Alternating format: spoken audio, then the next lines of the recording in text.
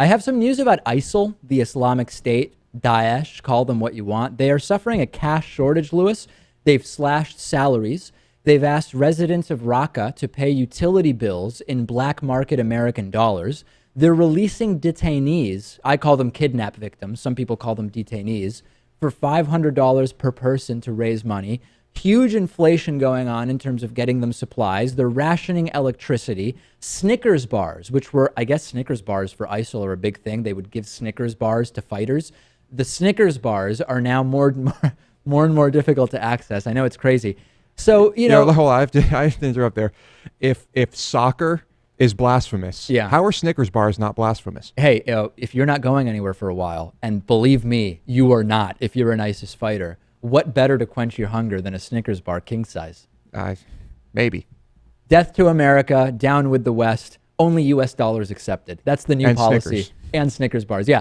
Mujahideen salaries have also been cut in half, which is crazy. So what's going on? I mean, it seems like the coalition airstrikes have eroded funding. The bombing of these ISIL-controlled oil refineries and the associated transports are having an impact. ISIL has lost control of a bunch of Turkish roads, which were key to keeping the money flowing.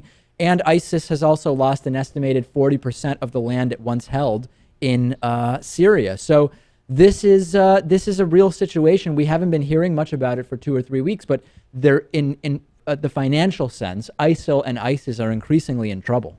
I am shocked, Dave, that the economy and infrastructure they've created is collapsing. Yeah, you would have thought it was rock solid. I think it was also a really bad financial decision when ISIL invested money in Jay-Z's new streaming service Tidal, because I don't see that going anywhere, and that's a bad call for ISIL with those ISIS dollars. I thought that if you were one of God's warriors, yeah, that you would prosper.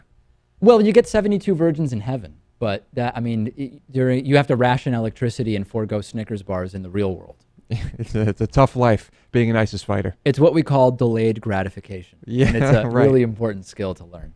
Talk to us about this on our Facebook page, facebook.com/David Pakman Show. It's tough right now if you're an ISIS fighter.